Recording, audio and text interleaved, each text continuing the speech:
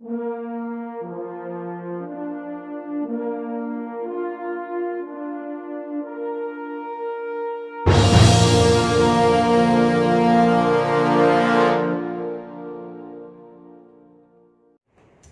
Morning, welcome to DN Patel maths classes. आज के lecture में हम प्रिंसिपल ऑफ मैथमेटिकल इंडक्शन इस टॉपिक के बारे में पढ़ने वाले हैं। हम पहले तो सोच ले लॉजिक अगले टॉपिक में हमने देखा था लॉजिक का टॉपिक मैथमेटिकल रीजनिंग। तो लॉजिक कितने तरह के होते हैं, इसके टाइप कितने हैं? तो लॉजिक दो टाइप के होते हैं। वन है रीजनिंग और दूसरा टाइप है इंडक्शन। तो रीजनिंग वो भी लॉजिक है और इंडक्शन वो भी लॉजिक है। दोनों में फर्क क्या है हमें वो देखना है। तो रीजनिंग वो चैप्टर नंबर 14 में देख चुके मैथमेटिकल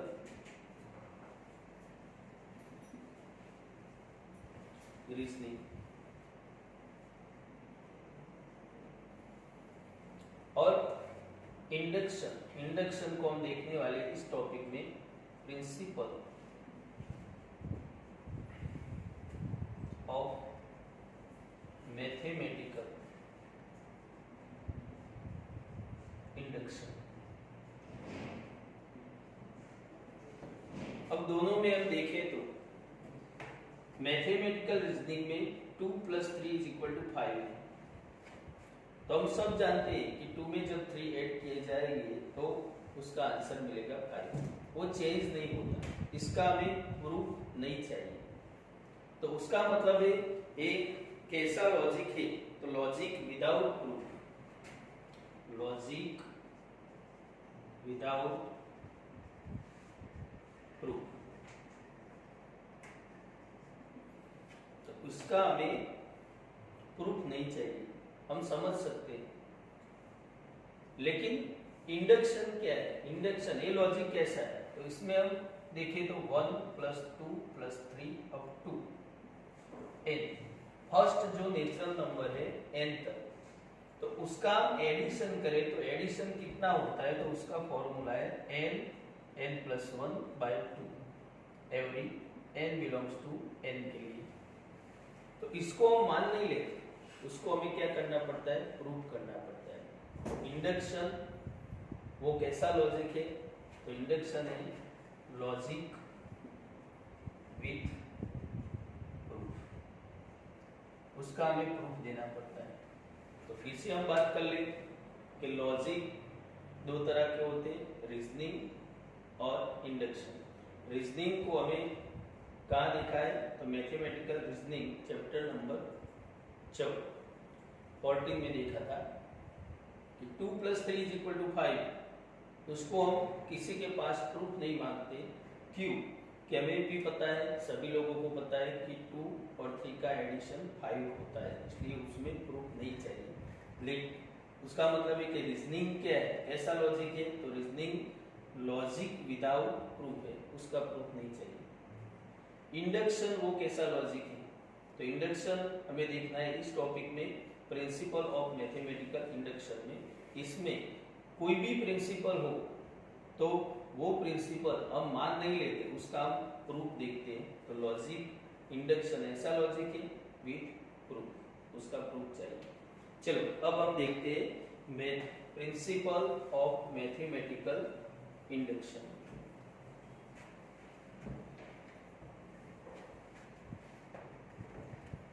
तो किसको बोलते हैं हम? प्रिंसिपल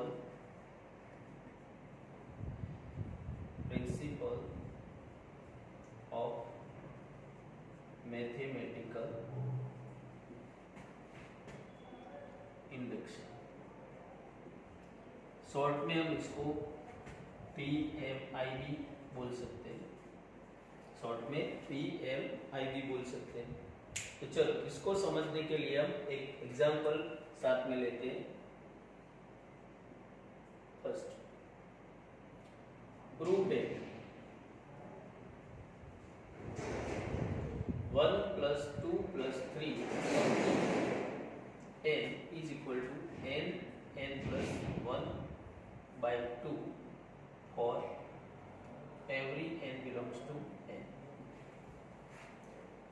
सभी नेचुरल नंबर के लिए हम ये जो प्रिंसिपल है 1 से लेके फर्स्ट n नेचुरल नंबर तक का एडिशन क्या होता है n plus 1 by 2, तो उसको हमें प्रूव करना है। तो इसको प्रूव कैसे करेंगे, तो इसके लिए हम अप्लाई करेंगे प्रिंसिपल ऑफ मैथमेटिकल इंडक्शन। तो पहले हमें देखना है कि प्रिंसिपल ऑफ मैथमेटिकल इंडक्शन है क्या।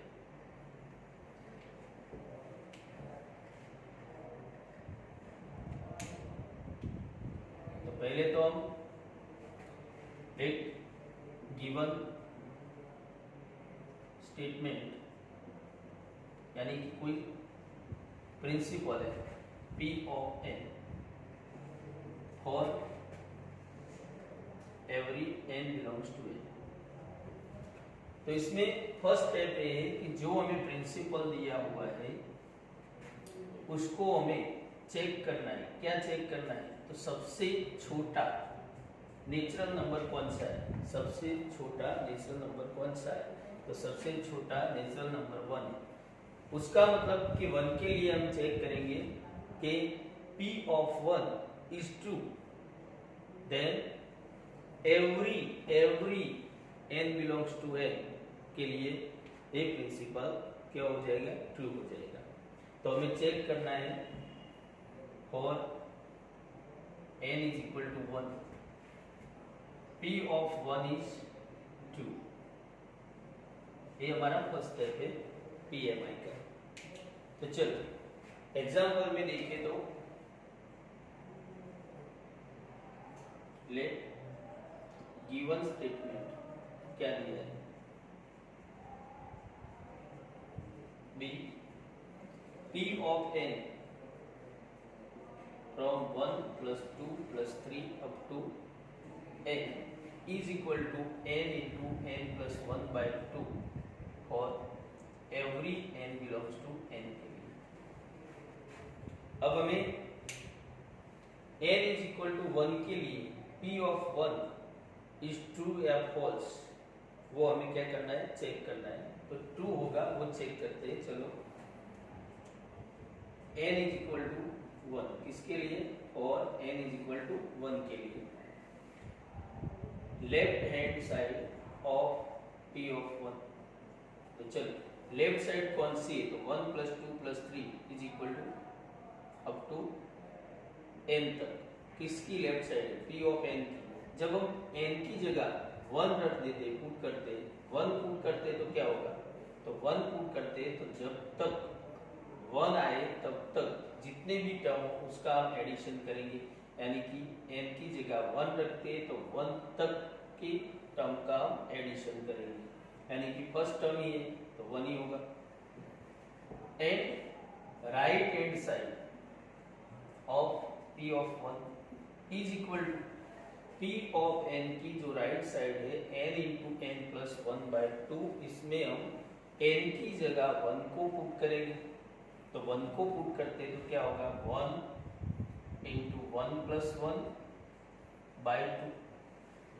तो 1 plus 1 2 हो जाएगा, 2 को 1 से मल्टीप्लाई करो तो 2 रहेगा, और 2 को 2 से डिवाइड करते हैं तो कितना होगा, 1।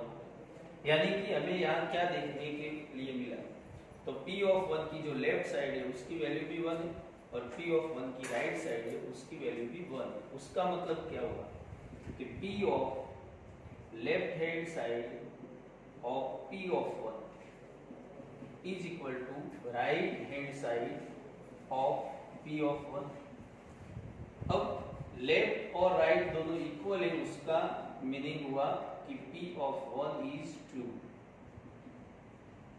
चलो हमने यहाँ first step for n is equal to 1 वो चेक कर लिया कि P of 1 is true। Second step, उसका second step for n is equal to कि एज्यूम करेंगे कि P of K is true. n is equal to K के लिए हम क्या करेंगे कि P ऑफ K ट्रू है, उसको हम एज्यूम कर लेंगे। तो चलो यहाँ एज्यूम कर लेते, for n is equal to K assume P of K is true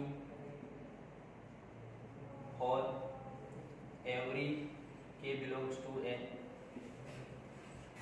समझ लो कि P ऑफ K ट्रू है, तो उसका मीनिंग क्या हुआ कि यहाँ जो प्रिंसिपल हमें दिया हुआ है उसमें n की जगह K पुट करेंगे तो उसकी लेफ्ट हैंड साइड और राइट हैंड साइड इक्वल है, ऐसा हमने मान लिया। तो चलो लिख देते P of K from 1 plus 2 plus 3 up to K is equal to K into K plus 1 by 2 every K belongs to n। इसको हम इक्वेशन 1 कहेंगे। अब तीसरा स्टेप समझ लो कि इसको हमने एज्यूम कर लिया P of K is true, then n is equal to or n is equal to K plus 1, P of K plus 1 is true, जिसको हमें प्रूव करना है। P of K plus 1 को हमें क्या करना है, प्रूव करना है कि is true। समझ लो कि वो ट्रू हो गया है, देखते हैं हम कैसे। for n is equal to K plus 1, P of K plus 1 1 plus 2 plus 3 up to जैसे हमने इस प्रिंसिपल में दिया हुआ प्रिंसिपल जो है उसमें हमने क्या किया कि n की जगह k रख दिया, उसी तरह हम k plus 1 रखते हैं n की जगह, तो 1 plus 2 plus 3 up to n की जगह क्या पुट होगा k plus 1, तो k plus 1 is equal to right side में भी n के प्लेस पे क्या पुट करेंगे k plus 1, तो n है तो k plus 1, यहाँ n में k plus 1 पुट करते हैं तो k plus 1 plus 1 है तो हो जाएगा k plus 2 divide by 2 every k belongs to n। अब इसको हमें क्या करना है, तो प्रूव करना है। we shall now prove, इसको प्रूव करना है P of K plus 1 को, किसके लिए, और every K belongs to n के लिए। चलो अब इसको हमें प्रूव करना है, तो प्रूव करने के लिए क्या करेंगे, प्रूव करने के लिए हम क्या करेंगे, तो चलो प्रूव करने के लिए हम उसकी राइट साइड लेंगे, इसकी राइट साइड लाएंगे, लेफ्ट साइड लेंगे, left side of P of K plus 1 क्या होगा, तो लेफ्ट साइड क्या है इसकी 1 plus 2 plus 3 अप टू क्या है K plus 1 तक, 1 plus 2 plus 3 up to K plus 1। अब दूसरे स्टेप में क्या करेंगे, तो दूसरे स्टेप में वन टर्म हमें रिवर्स करना है, तो इसके आगे वाला टर्म कौन सा है, वो कैसे हम ला सकते हैं, तो देखो 1 plus 2 plus 3 up to K plus 1, यहाँ जो सीरीज हमें दी हुई है वो कौन सी है, तो प्रोग्रेशन, कौन सी प्रोग्रेशन, आप आगे बढ़ चुके 10th में, कौन सी है इसका, देखो every 2 terms, difference of every 2 terms, 2 minus 1 1, 3 minus 2 1, यानी कि डिफरेंस क्या है, कॉमन। जब कॉमन डिफरेंस होता है तो उसको हम उस प्रोग्रेशन को हम क्या बोलते हैं, तो एरिथमेटिक प्रोग्रेशन एपी बोलते हैं। तो ये क्या है, एपी है, डिफरेंस क्या है 1 है, तो 1 डिफरेंस होने के लिए हुआ है, इसका मतलब है कि फर्स्ट टर्म में हम डिफरेंस ऐड करें तो दूसरा टर्म मिलता है, फिर 1 ऐड करें तो तीसरा, उसी तरह हमें प्रोग्रेशन मिली हुई है। तो इस प्रोग्रेशन में 1 टर्म रिवर्स होना है तो कैसे होंगे, माइनस करेंगे, रिवर्स होना है तो माइनस, फॉरवर्ड करना है तो प्लस। चलो रिवर्स करते हैं 1 टर्म, तो 1 प्लस 2 प्लस 3 अब 2 k प्लस 1 में से 1 माइनस करो तो क्या होगा k प्लस k प्लस 1 जो दिया हुआ है। अब देखो क्या मालूम होता है 1 प्लस 2 प्लस 3 अब 2k तक एडिशन जो है वो कहाँ दिखाई देता है, इक्वेशन 1 में लेफ्ट हैंड साइड में दिखाई दे, तो उसके इक्वल क्या है k इंटू के प्लस 1 उसकी राइट साइड है, उसका मतलब कि हम लेफ्ट की जगह राइट साइड पुट कर सकते हैं। तो राइट साइड पुट करेंगे तो क्या होगा k इंटू के प्लस 1 डिवाइड बाय 2 प्लस जो टर्म बाकी उसको लिखेंगे k प्लस 1।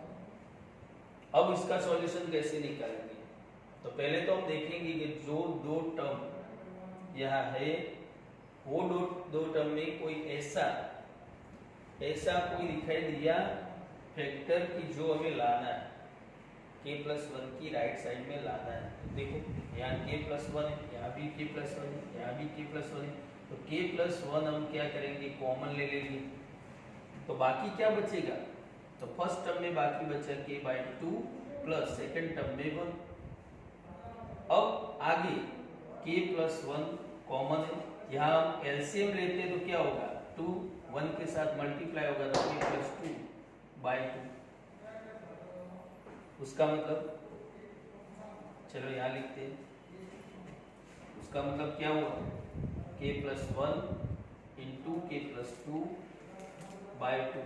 देखो क्या हुआ, जो हमें लाना था k प्लस 1 की जो राइट साइड लानी थी वो राइट साइड हमें मिल गई, यानी कि p ऑफ k प्लस 1 की राइट साइड है।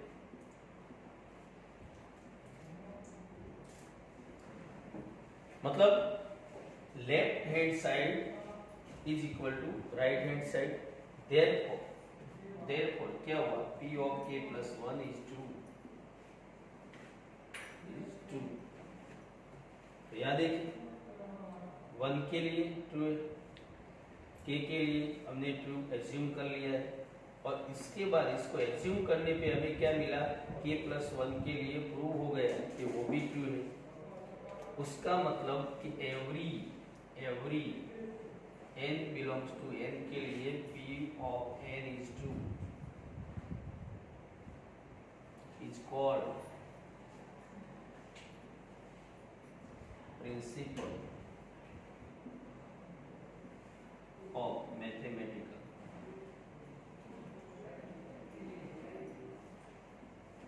इंडक्शन।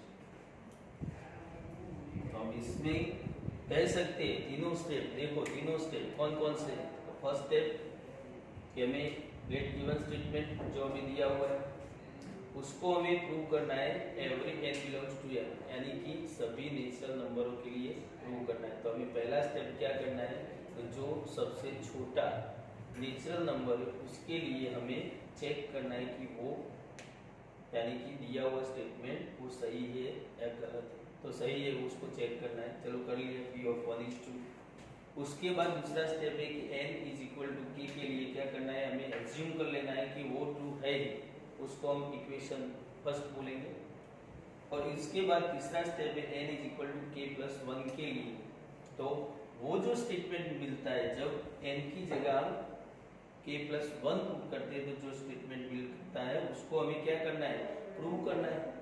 तो प्रूव करना है यानी कि उसके लेफ्ट हैंड साइड लेंगे और इसमें इक्वेशन 1 को यूज करेंगे, और उसको यूज करने के बाद यहाँ हमने ये रखा उसका बिकॉज बाय इक्वेशन फर्स्ट, ये हम लिखेंगे इसका reason.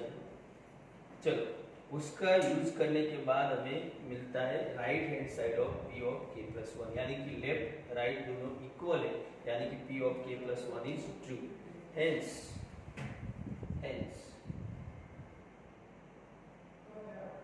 Every n belongs to n के लिए p of n is true, तो सही साबित होता है। चलो तो ऐसे हमें principle of mathematical induction induction यानी कि PMI को यूज करके कोई भी स्टेटमेंट यानी कि प्रिंसिपल हमें दिया होगा तो उसको हम ये तीनों स्टेप जिसको हम प्रिंसिपल ऑफ मैथमेटिकल इंडक्शन बोलते हैं उसके तीनों स्टेप यूज करके हम इसको कोई भी प्रिंसिपल हो तो उसको प्रूव कर सकते हैं। चलो तो आज के लेक्चर में यहाँ तक रखेंगे। आगे भी ऐसे इक्वालिटी के कई सिद्धांत है उसको हमें प्रूव करने के लिए क्या अप्लाई करना है तो PMI।